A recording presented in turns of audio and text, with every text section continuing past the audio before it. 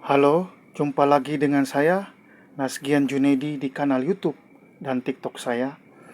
Hari ini kita membicarakan tentang merespon pertemuan para tokoh-tokoh Islam katanya. Para tokoh-tokoh ormas Islam, organisasi kemasyarakatan Islam bersama Presiden Prabowo Subianto kemarin di eh, kepresidenan negara, ya kan?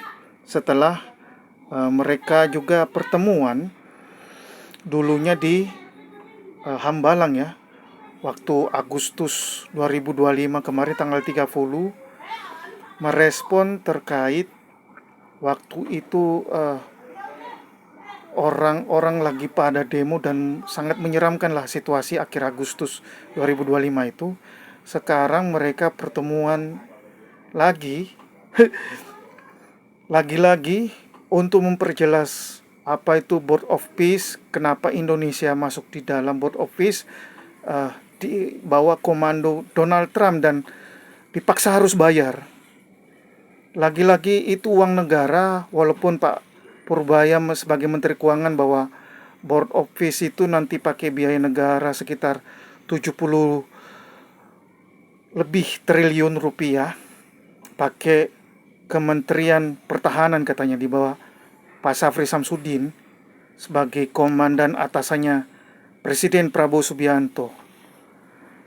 Nah, analisa respon kita ini adalah pertama, awalnya seperti Majelis Ulama Indonesia, ya kan, kukuh sampai tanggal 29 Januari kemarin juga masih kukuh bahwa Indonesia itu harus keluar dari perdamaian Gaza yang dibuat oleh Donald Trump. Itu tidak bisa memberikan kontribusi nyata untuk kemerdekaan 100% Palestina. Tetapi setelah pertemuan kemarin langsung keok gitu loh. Mau mengikuti kata-kata Prabowo. Tidak bisa memberikan alat logika yang berkeadilan, yang bijaksana dan masuk akal.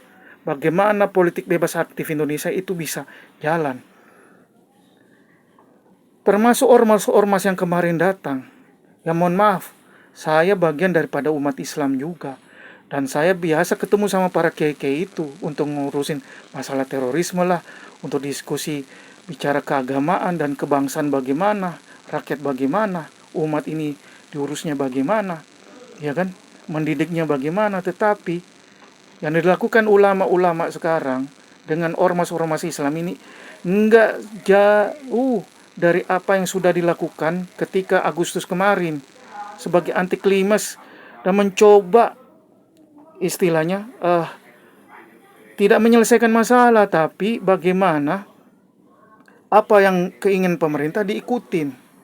Akhirnya rakyat sampai sekarang setelah Agustus terus peristiwa bencana alam, ya kan, Sumatera habis dilanda dengan para perusahaan-perusahaan yang di-backing oleh keamanan negara ini merusak hutan, termasuk di Jawa ini kemarin, di Jawa Tengah lah, di Jawa Timur maupun di Jawa Barat, habis gelondongan batang-batang pohon dan sampah sekarang juga bermasalah. Siapa yang membuat? Korporasi perusahaan-perusahaan yang di-backing oleh para keamanan gitu loh, tentara dan polisi di dalamnya, oknum-oknum itu yang harusnya dibersihkan. Nah, uang-uang yang triliun, yang 70 triliun lah sekian yang mau dibawa untuk dibayar iuran di badan of peace-nya, ya kan, perdamaian Gazanya Donald Trump, harusnya itu untuk rakyat. Kok kenapa dibawa ke sana? Kan lucu logikanya. Israel yang mencaplok tanah orang, yang mengambil tanah orang, menghancurkan Gaza, tetapi kok negara lain yang suruh bayar, suruh ganti. Lah kan Donald Trump itu pebisnis properti bersama menantunya yang membuat New Gaza itu, yang disampaikan di Davos, di Forum Ekonomi Global gitu loh, para elit-elit global kumpul di situ. Tetapi kenapa akhirnya Prabowo mau masuk dalam settingan itu dan berjanji akan keluar gitu loh kalau ada apa-apa. Lah kemarin saja akhir Januari Gaza itu dibom, kemah-kemah pengungsi itu dibom sama pesawat Israel gitu loh. Membom warga-warga Gaza, Palestina di situ. Di kemah-kemah itu habis lebih 30 orang yang mati sia-sia. Siapa yang mau menghentikan itu? Tidak ada. Board of Peace-nya itu menggantikan peran PBB juga nggak bisa. Itu sekedar bisnis properti yang dibuat oleh Donald Trump untuk alat menekan negara-negara harus mengikuti kata dia. Kenapa kita ormas-ormas ini harus mengikuti? Gitu loh. Takluk. Ini sudah sama-sama tua, tapi tidak bisa-bisa bijaksana melihat dunia ini, tanaman kehidupan ke depan, bagaimana menyelamatkan umat, bagaimana gitu loh. Bagaimana menjaga persaudaraan umat ini loh. Ya kan? Itu sangat disayangkan para ormas-ormas ini datang tiba-tiba pulang ya. Mungkin karena sudah diamplopin ya. Wah, ada uang lah. Tanda terima kasih istana. Ormas-ormas ini tenanglah, nanti bulan puasa adalah lagi tambahan. Kan gitu. Itu kecurigaan kita. Itu sering terbukti dan kita sering mengalami kok. Kalau ada acara-acara itu pasti uang negara turunlah untuk tutup mulut gitu loh ke ormas-ormas ini.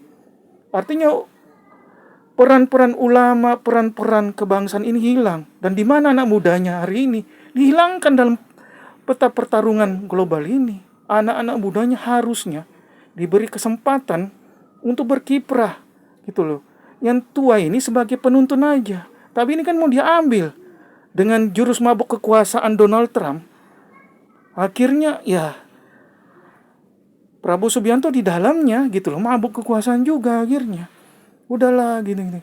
Terlalu pede bahwa pertumbuhan ekonomi kita bagus, bisa tumbuh 6% dengan kabinetnya. Nggak akan bisa dengan keadaan kayak begini. Kondisi internal dan eksternal. Rakyat sudah dewasa kok, udah tahu. Sudah cerdas bahwa penyerapan tenaga kerja saja kurang, apalagi mengurusi negara lain. Mengurusi konflik orang lain, mengurusi konflik negara lain. Gitu loh.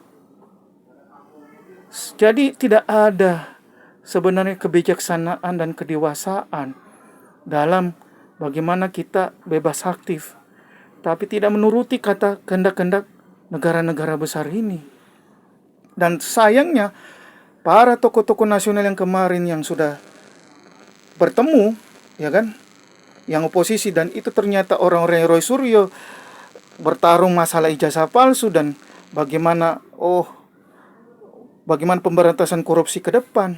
Tapi kan nggak ada yang jalan. Sekarang dikumpulin ormas Islam ini, apa hasilnya? Nggak ada. Nggak akan. Lihat aja. Ya, saya siap menanggung semua pertanggungjawabkan ucapan saya. Karena saya juga ya, saya tidak ada beban hari ini. Saya bukan antek-antek asing yang katanya dibayar gitu. Justru Board of Peace itu bagian daripada antek-antek asing itu.